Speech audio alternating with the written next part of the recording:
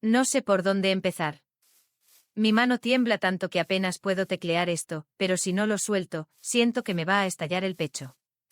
Reddit, he pasado media vida convencido de que mi madre estaba muerta o en una fosa común en algún lugar del norte del país.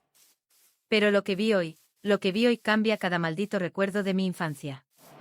Para ponerlos en contexto, tengo 26 años. Mi hermano menor, Leo, tiene 21. Nuestra vida se divide en dos eras, antes de la nota y después de la oscuridad.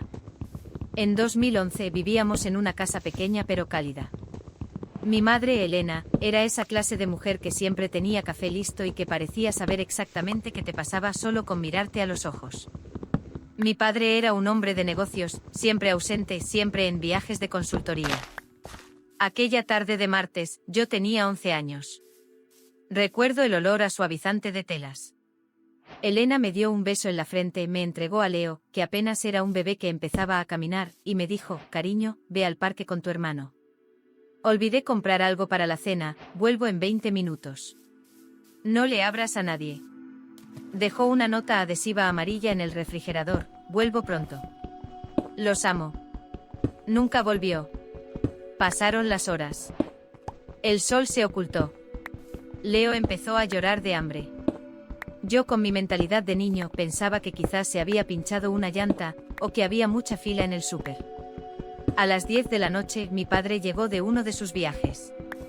Recuerdo su cara de confusión al verme sentado en el suelo de la cocina, abrazando a un Leo exhausto de llorar. Cuando leyó la nota, no llamó a la policía de inmediato. Se quedó petrificado, mirando el papelito amarillo como si fuera una sentencia de muerte. La investigación policial fue un chiste. No hubo señales de forcejeo, ni rastro de su auto, que apareció 3 días después en un estacionamiento de un centro comercial a 50 kilómetros, cerrado con llave y vacío. Mi padre se hundió en una depresión violenta y errática. Pasamos años siendo los niños abandonados del vecindario. Crecí odiándola. Crecí pensando que nos había dejado por alguien más, o que algo terrible le había pasado. Con el tiempo mi padre simplemente dejó de mencionarla. Quitó todas las fotos. Tiró su ropa. Se volvió un extraño que compartía techo con nosotros. Hace 3 años, mi padre murió de un infarto. Entre sus cosas no encontramos nada sobre ella. Ni una pista, ni un cierre. Nada. Pero hoy todo voló por los aires. Trabajo como analista de soporte técnico para una empresa de software internacional. Atiendo videollamadas de clientes de todo el mundo para solucionar errores de sistema. Hoy a las 11 de la mañana, recibí una llamada de un cliente en Canadá. El hombre, un tipo de unos 50 años llamado Mark, estaba teniendo problemas con su licencia. Mientras él compartía su pantalla y yo le indicaba qué comandos escribir, su cámara web se activó por error.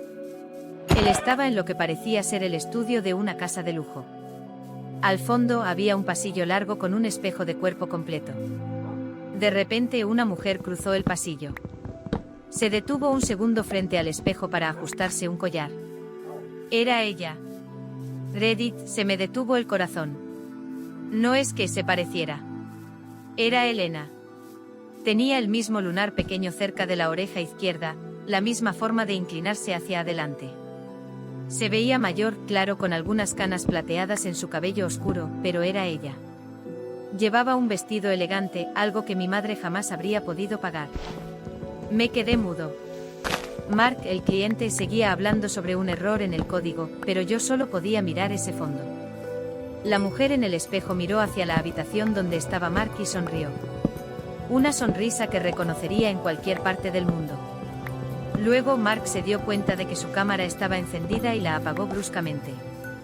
Perdón por eso, mi esposa suele interrumpir sin querer, dijo él con una risa ligera. Mi voz no salía. Mi garganta era un nudo de ceniza. Logré balbucear que el problema estaba resuelto y colgué. Me encerré en el baño a vomitar. ¿Su esposa? ¿Canadá? Mi madre desapareció en un pueblo pequeño de Latinoamérica sin un centavo y sin su pasaporte. Como terminó siendo la esposa de un ejecutivo en Ontario. Pero aquí es donde la historia se vuelve oscura y realmente extraña. En lugar de confrontar la situación, cometí un error. Usé mis accesos de la empresa para rastrear los datos de facturación de Mark. Necesitaba saber quién era ella ahora. Encontré su nombre legal registrado en la cuenta familiar, Claire Vance. Busqué el nombre en redes sociales y encontré el perfil de Mark. Tienen fotos de hace 10 años. En una de ellas, están celebrando su aniversario de bodas. La fecha de la boda fue apenas 6 meses después de que ella desapareciera de nuestra casa. No hay forma física de que ella haya conocido a este hombre, se haya mudado a otro país, obtenido una identidad nueva y se haya casado en 6 meses de forma legal. A menos que todo hubiera estado planeado mucho antes de aquel martes. Pero hay algo más. Algo que me tiene aterrorizado y que no me deja dormir. Hace una hora, recibí un correo electrónico. No a mi cuenta del trabajo, sino a mi correo personal. El que uso para cosas privadas y que casi nadie conoce. El asunto está en blanco. El cuerpo del mensaje solo tiene una foto adjunta. Es una foto tomada desde la calle, hace unos minutos. Es la fachada de mi edificio. Y en la esquina de la imagen, se ve la nota adhesiva amarilla original, la que ella dejó en el refrigerador hace 15 años, pegada en el poste de luz frente a mi ventana. Ella sabe que la vi. O alguien más lo sabe. Y no parece que sea un reencuentro feliz. Estoy sentado en la oscuridad de mi sala mientras escribo esto. Leo no está en casa, salió con unos amigos y no me atrevo a llamarlo para no asustarlo, pero tengo la sensación de que cada sombra en el pasillo se mueve. He empezado a revisar los papeles viejos de mi padre que guardé en el sótano, cosas que nunca tuve el valor de leer. He encontrado un sobresellado con el logo de un bufete de abogados que cerró hace una década. El sobre tiene mi nombre escrito con la letra de mi padre, y dice, para cuando creas que la verdad es mejor que el silencio. Tengo miedo de abrirlo. Tengo miedo de que mi madre no sea la víctima que siempre imaginé, sino algo mucho más peligroso. Y sobre todo, tengo miedo de quien está afuera de mi casa ahora mismo dejando esas notas. Actualizaciones. He decidido que voy a abrir el sobre de mi padre. Pero antes, tengo que asegurar la casa. He llamado a Leo y le dije que se quede a dormir con su novia, que hay una fuga de gas en el edificio y que no es seguro volver. No quiero que sepa nada hasta que yo entienda qué diablos está pasando. Mientras buscaba cinta para asegurar las ventanas, lo sé, suena paranoico, pero esa nota en el poste me descolocó, encontré algo más en la caja de mi padre. Es una llave pequeña, de esas de caja fuerte de hotel o de casillero de estación. No tiene etiquetas, solo un número grabado, 772. ¿Mi padre sabía que ella seguía viva? ¿Eran cómplices en su propia desaparición? No tiene sentido. Él lloró por ella. O eso creí yo. Ahora que lo pienso, sus lágrimas siempre me parecieron secas. Como si estuviera actuando para un público de 2 niños pequeños. Voy a abrir el sobre ahora mismo. Si no respondo en un rato, es porque lo que hay aquí dentro es más pesado de lo que puedo soportar. Deséenme suerte, Reddit. Siento que mi vida entera ha sido una mentira construida sobre un papelito amarillo. Abro el sobre. Mis manos sudan tanto que el papel se pega a mis dedos. No es una carta de amor, ni una confesión de arrepentimiento. Dentro hay un fajo de estados de cuenta bancarios de una entidad en las Islas Caimán y una serie de fotografías granuladas. En las fotos no aparece mi madre. Aparece mi padre joven en un muelle estrechando la mano de un hombre cuyo rostro ha sido tachado violentamente con un marcador negro. Pero lo que me hace perder el aliento es la fecha en el reverso de una de las fotos, 14 de mayo de 2011. Exactamente 2 semanas antes de que mi madre desapareciera. En el sobre también hay un acta de nacimiento. No es la mía, ni la de Leo. Es de una niña llamada Maya, nacida en 2012 en Toronto, Canadá. El nombre de la madre, Claire Vance. El nombre del padre, Mark Sterling. Tengo una hermana. Mi madre no solo huyó para empezar una nueva vida, tuvo otra familia casi de inmediato. Pero los números no cuadran. Si Maya nació en 2012, mi madre ya estaba embarazada cuando nos dio aquel beso de despedida y nos dejó la nota en el refrigerador. De repente el timbre de mi apartamento suena. Un timbre seco, largo e insistente. Me quedo paralizado en el suelo, rodeado de estos papeles que gritan traición. Miro la pantalla de mi intercomunicador. No hay nadie. Solo el pasillo vacío del edificio. Pero entonces noto algo, en el suelo, justo frente a mi puerta, hay una mancha oscura que se extiende.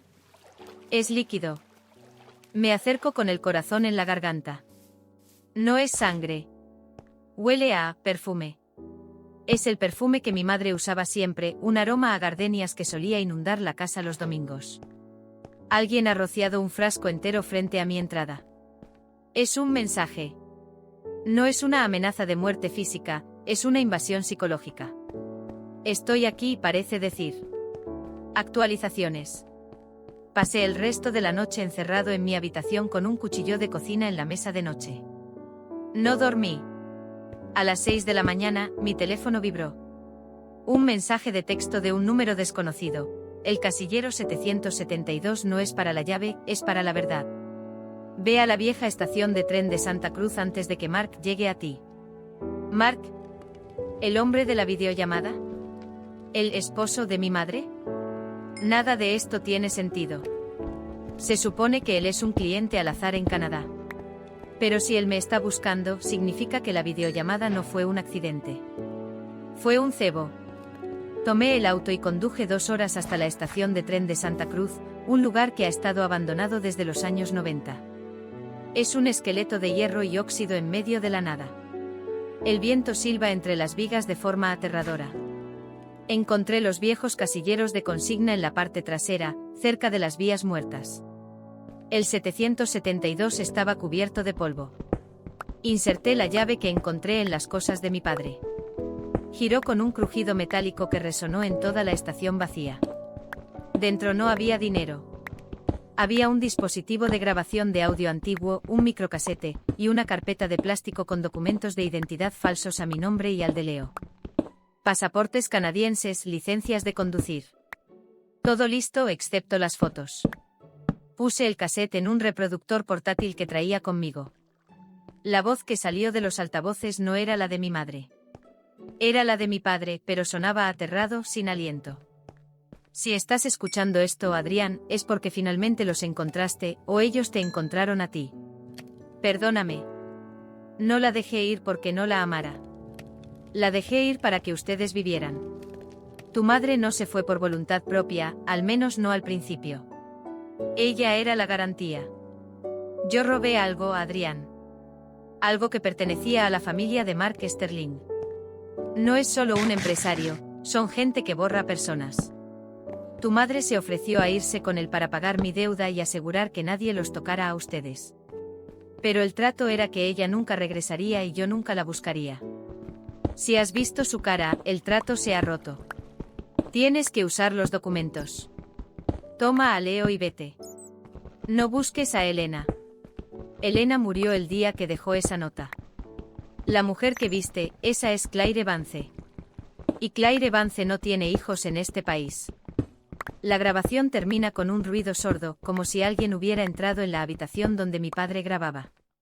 Me quedé allí sentado en el frío de la estación, procesando que mi padre vendió a mi madre, o ella se vendió para cubrir un robo. Pero hay un giro que mi padre no mencionó en la cinta. Miré de nuevo los documentos de identidad falsos que él me dejó. Debajo de ellos, al fondo del casillero, había un pequeño sobre de papel seda. Lo abrí. Dentro había un mechón de cabello rubio muy claro, y una nota escrita con una letra que no era la de mi padre ni la de mi madre. Él miente. Él no robó dinero. Él la entregó porque ella descubrió lo que él estaba haciendo en el sótano. Yo no soy tu enemiga, Adrián. Soy la razón por la que sigues respirando. Ven a la dirección al reverso.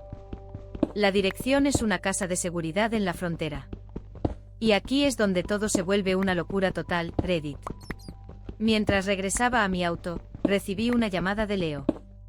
Estaba llorando. Adrián, hay hombres en la casa. Dicen que son de la policía, pero no llevan uniforme. Están rompiendo todo. Preguntan por un sobre y una llave. Dicen que si no apareces, me llevarán con ellos a ver a mamá. Se me heló la sangre. Si los hombres de Mark, o de quien sea, tienen a Leo, ya no puedo huir.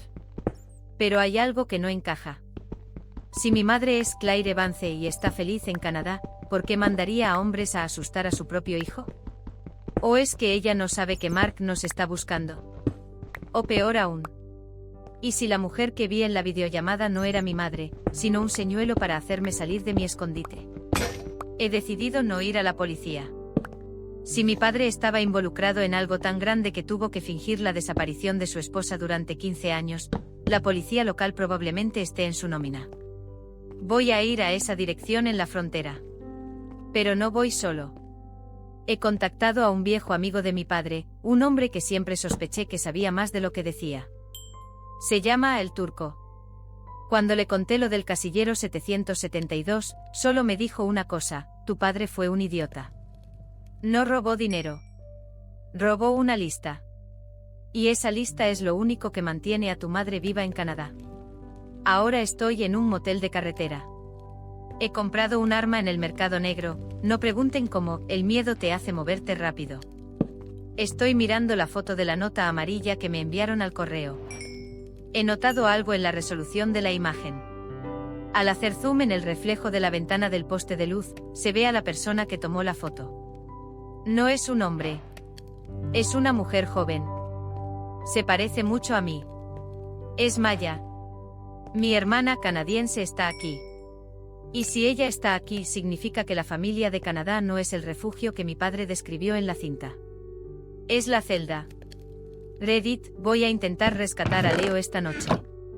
Si sobrevivo a esto, les contaré qué hay en esa lista de la que habló el turco.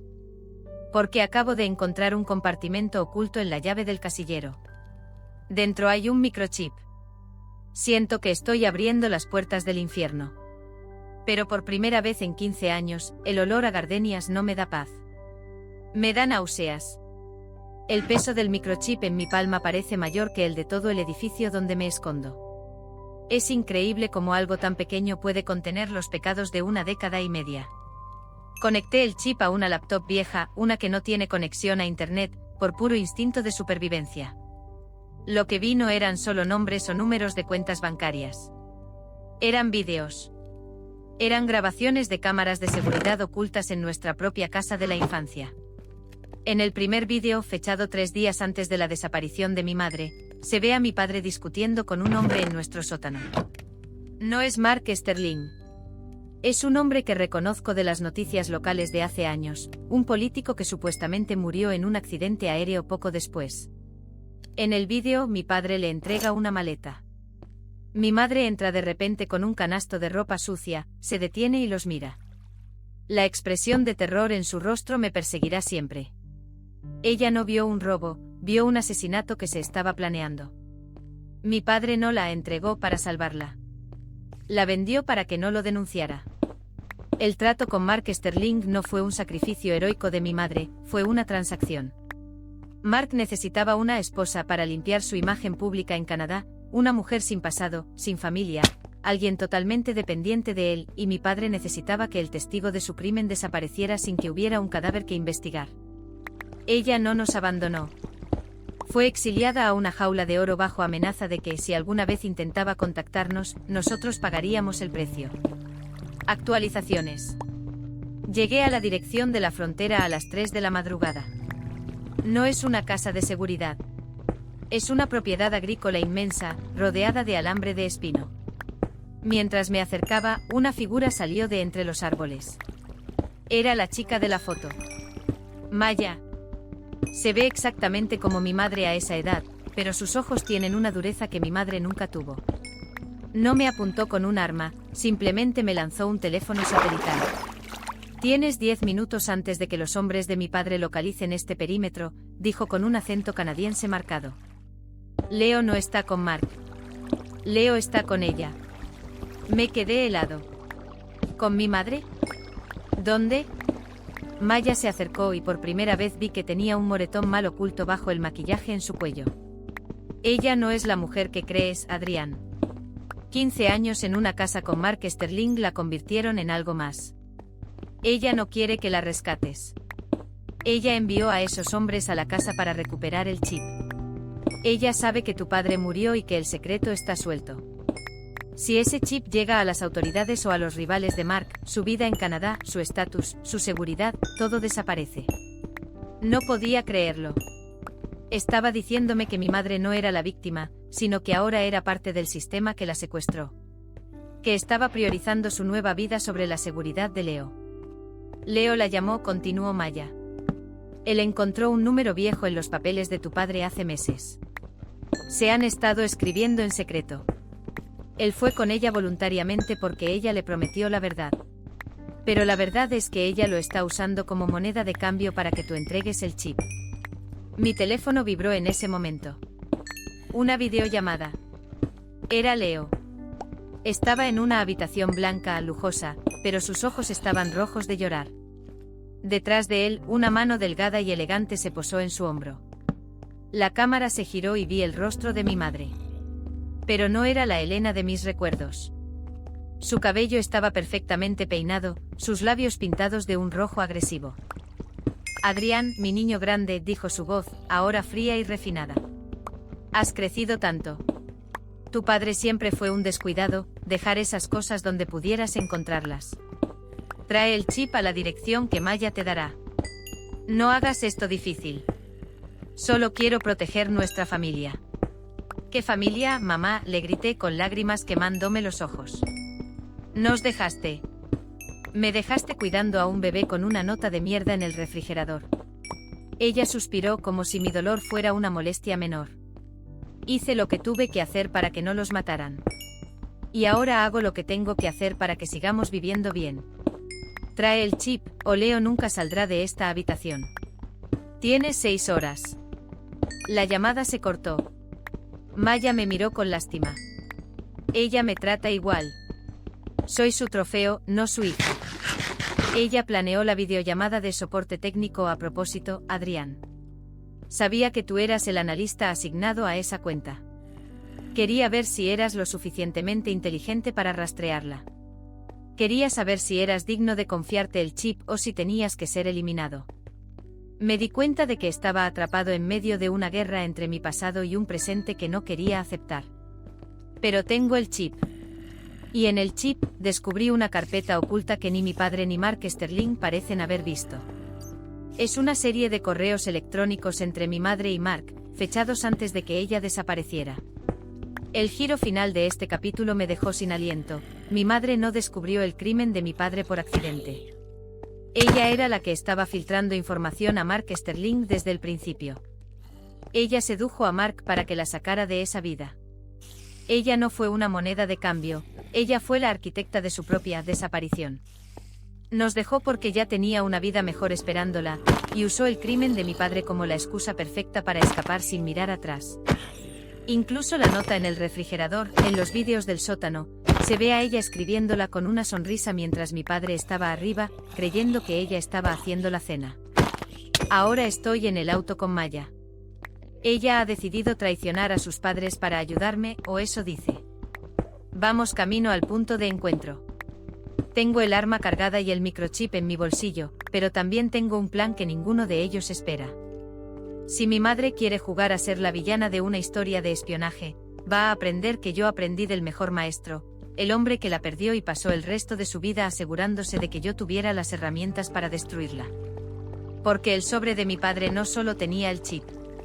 En el forro del sobre, grabada con calor, había una frase: la gardenia más bella es la que oculta el veneno. Úsalo. He contactado a El Turco nuevamente. Le pedí que prepare el paquete. Si no llego al próximo post, es porque la reunión en la frontera salió muy mal. El trayecto hacia el punto de encuentro fue un silencio sepulcral, solo interrumpido por el zumbido de los neumáticos contra el asfalto viejo. Maya conducía con una frialdad mecánica. Yo no podía dejar de mirar el microchip. Aquella pequeña pieza de silicio era el testamento de una traición doble, un padre criminal y una madre que manipuló su propia tragedia para escalar hacia una vida de privilegios. Llegamos a un hangar privado a las afueras de un aeródromo abandonado. La neblina se arrastraba por el suelo como un animal vivo. Allí, bajo las luces blancas y crudas del hangar, estaba un jet privado con el logo de las empresas de Mark. Y frente a la escalerilla, estaba ella. Elena, o Claire, ya no sabía cómo llamarla, vestía un abrigo de cachemira gris. A su lado, Mark Sterling, el hombre que yo había visto por una webcam, se veía mucho más imponente en persona.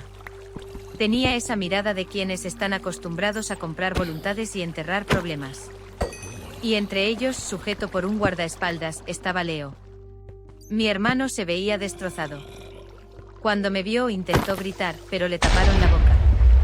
«Baja del auto, Adrián», dijo mi madre a través de un megáfono de mano. «Y trae el chip. Maya, ven aquí ahora mismo». Maya me miró por un segundo. Sus ojos, que antes parecían llenos de lástima, se volvieron gélidos. Sin decir una palabra, bajó del auto y caminó hacia sus padres. El corazón se me cayó al suelo. «Tú también», susurré, aunque no podía oírme. Todo había sido un teatro. Maya no era mi aliada, era el perro de caza que me había traído directamente al matadero. Bajé del vehículo con las manos en alto, el chip apretado entre el pulgar y el índice. Caminé hasta quedar a 10 metros de ellos. El olor a combustible y gardenias, ese maldito perfume otra vez, lo inundaba todo. «Dame el chip, Adrián», dijo Mark con una voz profunda y calmada. «Tu padre fue un hombre pequeño con ambiciones mediocres. Creyó que podía chantajearme con esa lista de contactos. Elena hizo lo correcto al elegir un futuro real sobre esa pantomima de hogar que tenían». «Lo correcto», grité sintiendo una rabia que me quemaba la garganta. «Nos dejaste como si fueras a comprar pan. Dejaste a un niño de 11 años a cargo de un bebé. ¿Sabes cuántas noches Leo lloró preguntando si habías tenido un accidente?» Mi madre dio un paso adelante. Por un segundo vi una grieta en su máscara de hierro. Sus ojos se humedecieron, pero se secó la lágrima con un gesto rápido. «Fue el precio de su seguridad, Adrián. Si me quedaba, tu padre nos habría arrastrado a todos a la tumba». Mark ofreció una salida. Una vida donde nunca les faltaría nada, y les envié dinero. Cada mes a la cuenta de su padre. Me eché a reír. Una risa amarga y rota. Mi padre nunca usó ese dinero. Estaba guardado en la cuenta de las Islas Caimán que encontré en su sobre. Él prefería que viviéramos en la miseria antes que tocar el dinero de la mujer que lo vendió. Él era un criminal, mamá, pero al menos se quedó. Mark se impacientó y le hizo una señal al guardaespaldas. Este sacó un arma y la puso en la sien de Leo. «Basta de dramas familiares», sentenció Mark. «El chip. Ahora. O tu hermano muere aquí mismo y diremos que fue un asalto en la carretera. Nadie los busca, Adrián. Para el mundo ustedes son solo los hijos de un viudo infartado». Extendí la mano con el chip. «Tomen su maldita lista. Pero quiero a Leo conmigo en el auto ahora». Mark asintió. Maya se acercó para recoger el chip. Cuando me lo quitó de la mano, me susurró al oído: «Lo siento, hermano. Es la única forma de que yo también sobreviva». Soltaron a Leo. Él corrió hacia mí y lo abracé con tanta fuerza que casi lo derribó. «Sube al auto, Leo». «No mires atrás», le ordené. Pero mientras Mark conectaba el chip a una tablet para verificar el contenido, su rostro pasó de la satisfacción a una furia violeta. «¿Qué es esto?», rugió. «Aquí no hay ninguna lista. Son fotos de la nota amarilla. Cientos de fotos de la maldita nota del refrigerador». Miré a mi madre. Ella palideció. «El turco me dijo que mi padre era un idiota», dije, retrocediendo hacia el auto. «Pero también me dijo que mi padre sabía que tú vendrías a por el chip tarde o temprano. El verdadero chip no estaba en la llave. El verdadero chip está en un servidor seguro con instrucciones de publicarse en todos los medios de comunicación de Canadá y en la oficina del fiscal si no recibo un código de confirmación cada 12 horas desde mi teléfono». Mark levantó su arma, pero antes de que pudiera disparar, las luces del hangar se apagaron de golpe. Actualizaciones. El caos fue inmediato. No fue la policía. Fue el turco. Él no es un viejo amigo de mi padre, es un mercenario que mi padre contrató hace años como un seguro de vida. Mi padre sabía que no sobreviviría a la ira de Mark para siempre, y pagó por un servicio de protección póstumo para nosotros. Hubo disparos. Leo y yo nos tiramos al suelo mientras el hangar se llenaba de humo. Escuché los gritos de Mark y las órdenes de Maya. Entre el humo vi a mi madre. Estaba parada allí inmóvil, mirando la nota amarilla que yo había dejado tirada en el suelo del hangar. «Elena, muévete», gritó Mark. Pero ella no se movió. Recogió el papelito. En ese momento una de las granadas de humo explotó cerca de ellos y perdí la visibilidad. El turco me agarró del brazo y nos arrastró hacia una salida trasera. «Vámonos». «Ahora», gritó. Subimos a una camioneta blindada. Mientras nos alejábamos a toda velocidad, miré por la ventana trasera. El hangar estaba envuelto en llamas. No sé si Mark o mi madre salieron de allí. Sin embargo, cuando llegamos a un lugar seguro, Leo me entregó algo que había sacado del bolsillo del guardaespaldas durante el forcejeo. Era un teléfono. El teléfono de mi madre. Tenía un mensaje abierto, redactado pero nunca enviado, dirigido a mi número. Nunca quise que el chip fuera tu fin. El chip es la llave de una caja fuerte en Zúrich a tu nombre. Hay suficiente para que tú y Leo desaparezcan. No me busquen. Claire Vance tiene que morir para que Elena pueda ser libre. Perdonen a su madre por ser una cobarde. Entonces lo entendí. Ella no quería el chip para Mark. Ella quería el chip para que nosotros tuviéramos los medios para huir de Mark. Había estado jugando un triple juego durante 15 años. Pero entonces el teléfono en mi mano vibró. Era una notificación de una cámara de seguridad inteligente. La cámara que instalé en mi apartamento antes de salir. La imagen mostraba mi sala de estar. En el sofá, sentada tranquilamente, estaba una mujer con el cabello plateado, empapada por la lluvia, sosteniendo una taza de café que no estaba allí antes. Miró directamente a la cámara y sonrió. No era mi madre. Era la hermana gemela de mi madre, de la cual nunca se me habló. Una tía que, según los registros que acabo de encontrar en el teléfono de Elena, fue la que realmente murió hace 15 años para que mi madre pudiera suplantar su identidad y escapar con Mark. Reddit, no sé quién es la mujer que está en mi casa ahora mismo. No sé si rescaté a mi hermano o si nos metí en una trampa aún mayor. Solo sé que el olor a gardenias acaba de inundar la camioneta blindada, y el turco acaba de bloquear las puertas con una expresión que no me gusta nada. Tu padre no te dejó una herencia, Adrián, dijo el turco mientras me miraba por el retrovisor. Te dejó una deuda de sangre. Y es hora de pagar. El cierre centralizado de la camioneta sonó como un disparo en el silencio del habitáculo. El turco no me miraba con la compasión de un protector, sino con la eficiencia de un cobrador. Leo se encogió en el asiento, temblando. ¿Qué deuda, turco? Mi padre le pagó todo, balbuceé, apretando el teléfono de mi madre contra mi pecho. Tu padre no pagó con dinero, muchacho. Pagó con silencio. Pero el silencio tiene intereses, respondió sin apartar la vista de la carretera. La mujer que está en tu casa es la pieza que falta. No es una tía. Es el pecado original de tu familia. El turco nos llevó a una cabaña en las profundidades del bosque, lejos del hangar en llamas. Allí, bajo una luz mortecina, nos obligó a bajar. Dentro nos esperaba la mujer que había visto en la cámara de seguridad. Estaba seca ahora, vestida con ropa que parecía sacada de un baúl de recuerdos de los años 90. Al vernos, no corrió a abrazarnos. Se puso de pie con una elegancia que me dio escalofríos. Hola, Adrián. Hola, Leo, dijo. Su voz era una versión más joven, más melódica, de la voz de mi madre. Sé que tienen muchas preguntas sobre la nota amarilla. Yo fui quien la escribió. Me quedé de piedra. ¿Tú? Mi madre la escribió. Yo la vi. Viste a una mujer de espaldas escribiendo en la cocina. Viste lo que querías ver, dijo ella con una sonrisa triste. Mi nombre es Sofía. Soy la verdadera madre de Leo. Y Elena. Elena era la mujer que tu padre amaba, pero yo era la mujer que él necesitaba para sus negocios. El giro me golpeó como un mazo. La historia de mi familia no era una de abandono, sino de una sustitución sistemática. Mi padre y mi madre, Elena, no podían tener más hijos después de mí. Pero mi padre necesitaba un heredero para legitimar su posición ante los socios de Mark Sterling. Sofía era una mujer que trajeron para producir a Leo. Cuando Elena no pudo soportar más la culpa de ver a Sofía encerrada en el sótano, planeó su propia huida con Mark, el rival de mi padre. Pero hubo un problema: Mark no quería a una mujer con 2 hijos de otro hombre. Así que Elena tomó una decisión desgarradora.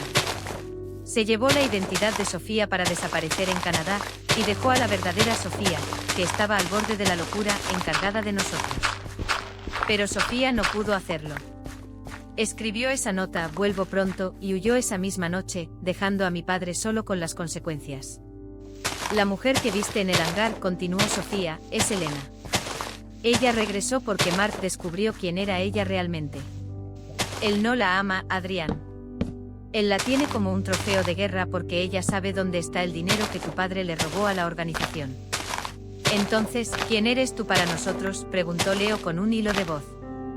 Sofía bajó la mirada.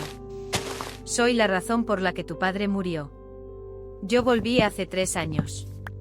Yo fui quien le provocó el infarto cuando me vio entrar por la puerta. Quería recuperar a mis hijos, pero me di cuenta de que para ustedes, yo era un fantasma. Así que esperé. Esperé a que Mark Sterling moviera su ficha. Actualizaciones y final. Todo se redujo a esa noche en la cabaña. El turco no trabajaba para mi padre, ni para Mark. Trabajaba para Sofía. Ella quería el chip no por el dinero, sino porque en él estaba la prueba de que Leo era su hijo biológico, lo que le permitiría reclamar la herencia legal de las cuentas en Suiza y dejar a Elena y a Mark en la ruina. Pero yo ya no quería ser parte de sus juegos de identidad. No me importa quién dio a luz a quién, dije, sacando el arma que había comprado. Me importa que todos ustedes nos usaron como peones. Elena nos dejó por ambición, tú nos dejaste por miedo, y mi padre nos crió en una mentira. Tomé el microchip original, el que tenía la lista real, que nunca le di a Mark, y lo puse sobre la mesa. Aquí está lo que todos quieren. La lista de cada político, cada cuenta y cada asesinato que Mark Sterling y mi padre cometieron. Si intentan detenernos, el servidor lo publicará en 10 minutos. Sofía y el turco se miraron. Sabían que no estaba mintiendo. El miedo en sus ojos fue mi única victoria en 15 años. Agarré a Leo del brazo. Nos vamos. No busquen a Elena, no nos busquen a nosotros. Quédense con sus secretos y sus gardenias. Salimos de la cabaña. No teníamos nada más que la ropa que llevábamos puesta y un auto viejo que el turco dejó abierto. Conduje hacia el norte, hacia la frontera, pero no hacia la dirección que me dieron, sino hacia el anonimato total. Mientras cruzábamos la línea estatal, Leo miró por la ventana. Adrián, dijo en voz baja. ¿Crees que alguna vez volvamos a verla? A la de verdad. La de verdad murió el día que dejó la nota, Leo. El resto son solo personas tratando de sobrevivir a sus propios incendios. Hoy, 6 meses después, vivo en una ciudad donde nadie sabe mi nombre. Leo está en la universidad, estudiando bajo un apellido falso. A veces, cuando paso por el pasillo de limpieza en el supermercado, el olor a suavizante de telas me detiene en seco y siento un escalofrío. Ayer recibí un sobre por debajo de la puerta. No tenía remitente. Dentro no había fotos, ni microchips, ni amenazas. Solo había una pequeña flor de gardenia, seca y prensada, y una nota adhesiva amarilla, nueva, con una sola palabra escrita. Perdón. No la tiré, pero tampoco la guardé. La dejé en un banco del parque y me fui sin mirar atrás. Por fin, la historia del niño que esperaba en la cocina había terminado. Ya no espero a nadie. Y pronto es un tiempo que ya no me pertenece. Reddit, si alguna vez encuentran una nota amarilla en su refrigerador, no esperen. No se queden sentados. La gente no vuelve cuando dice que lo hará. La gente solo vuelve cuando necesita algo de ti.